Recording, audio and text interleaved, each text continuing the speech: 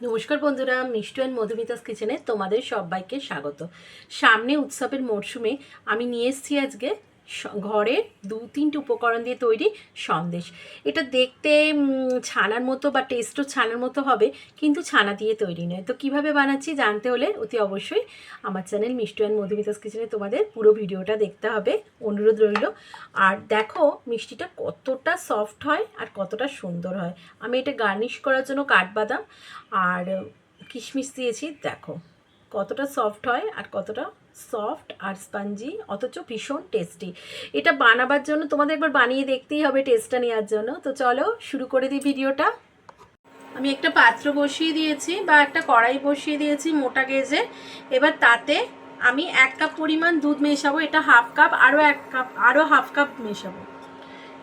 এই আরও half cup মেশালাম, মোট 1 কাপ পরিমাণ মিষ্টি এই দুধ মেশালাম। এটা ফুল ক্রিম দুধ, এটা আমি আগে ফুটিয়ে রেখেছি, তাই আর ফোটাবার দরকার নেই। যদি তোমরা কাঁচা দুধ ব্যবহার করো তাহলে কিন্তু একবার অতি অবশ্যই ফুটিয়ে নেবে।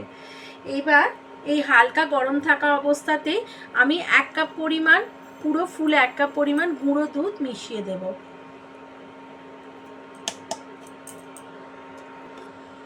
দুধটা প্রথমে দেখে নেবে হালকা গরম হয়েছে কিনা, ঠিক এই সময় মিশিয়ে নিতে হয়। এটা একটা টিপস, নইলে কিন্তু লাম্পস পড়ে যায় বা গুটলি পড়ে যায়।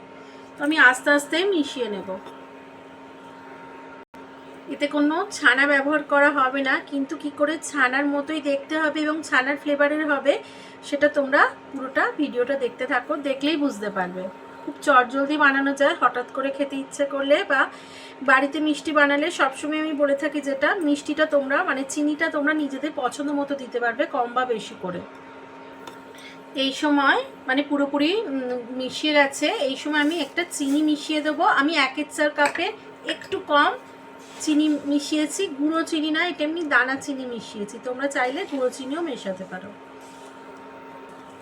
এই সময় যাতে কড়াইতে লেগে না থাকে আর ভালো ফ্লেভারও হয়, সেই জন্য আমি 1 চামচ 2 চামচ আমার ঘরের তৈরি ঘি মিশিয়ে দিলাম মিষ্টিটাতে।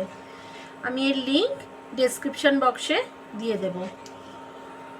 হাতের কাছে ঘি না থাকলে তোমরা সাদা তেলও দিতে পারো, তবে ঘিতে ফ্লেভারটা খুব ভালো আসে, স্বাদ খুব ভালো হয়।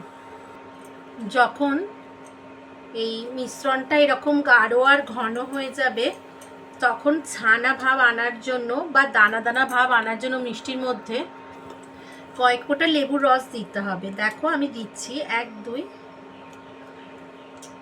10 ফোঁটার মতো দিয়ে দিলাম, 10-12 ফোঁটা দিয়েছি, এর বেশি কিন্তু দেবে না, তাহলে বেশি ছানার ভাব এসে যাবে, মানে বেশি শক্ত হয়ে যাবে দানাগুলো।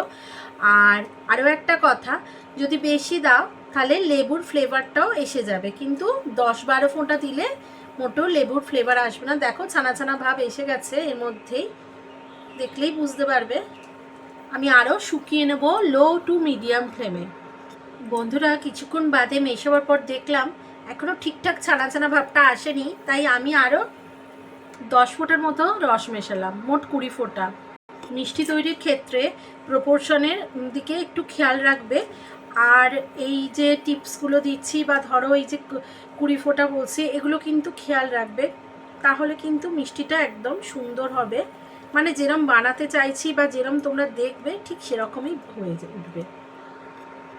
মিষ্টিটা কিন্তু অনবরত নেড়ে যেতে হবে, ছাড়লে কিন্তু সর বা ধরে যাবার চান্স থাকে। আর দেখো আমার অনেকটাই গাঢ় হয়ে এসছে, আরও একটু নাড়তে হবে। যখন এতটা গাঢ় হয়ে আসবে তখন 1/4 স্পুনের মতো এলাচ, থেতো করা এলাচ দিয়ে দিলাম, দিয়ে ভালো করে মিশিয়ে নেব। লাস্টের দিকে এলাচটা দিলে এলাচের ফ্লেভারটা খুব ভালো থাকে, তাই জন্য শেষের দিকেই মেশাবার চেষ্টা করবে।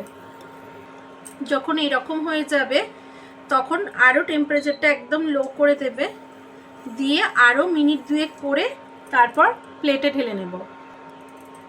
দেখো বন্ধুরা, মিনিট খানেক বাদেই এরকম পুরো কড়াই থেকে ছেড়ে আসছে, আর কিন্তু আমরা নাড়বো না। এবার একটা প্লেটে ঢেলে নেব।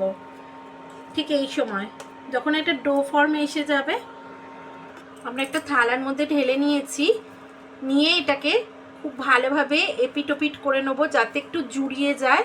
খুব গরমে তো হাত দেওয়া যাবে না, তোমরা একটু অপেক্ষা করতে পারো বা এরকম আমার মতো স্প্যাচুলার সাহায্যে ওলট পালট করে একটু জুড়িয়ে নিতে পারো।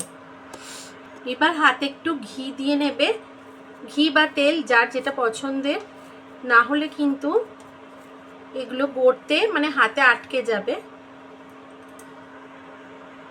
একটু করে পোর্শন নিয়ে এরমভাবে গোল করে তোমরা তোমাদের পছন্দের মতো শেপ দিতে পারো। আমি এরম গোল করে একটু চ্যাপটা করে নিচ্ছি, এইভাবেই গড়ে নেব। আমার এই 1 কাপ দুধে আর 1 কাপ গুঁড়ো দুধে মোট 15খানা সন্দেশ হয়েছে। আমি তার মধ্যে একটু আমন্ড কুচি দিয়ে দিচ্ছি, দিয়ে একটু গার্নিশ করে দিচ্ছি। এটা টোটালি অপশনাল, কিন্তু একটু সাজিয়ে দিতে ভালো লাগে তাই জন্য।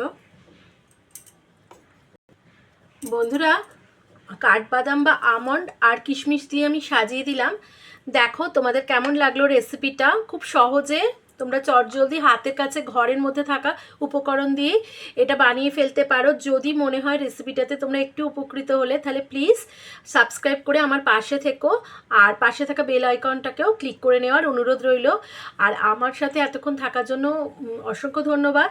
পুরনো বন্ধুদের আমার সাথে একভাবে এতদিন ধরে থাকার জন্য ধন্যবাদ, আর নতুন বন্ধুদেরও এতক্ষণ ধৈর্য ধরে ভিডিওটা দেখার জন্য ধন্যবাদ। আবার হাজির হয়ে যাব নতুন কোনো রেসিপি নিয়ে। এখন তোমরা আপাতত ভালো থেকো, সুস্থ থেকো। এখনকার মতো টাটা।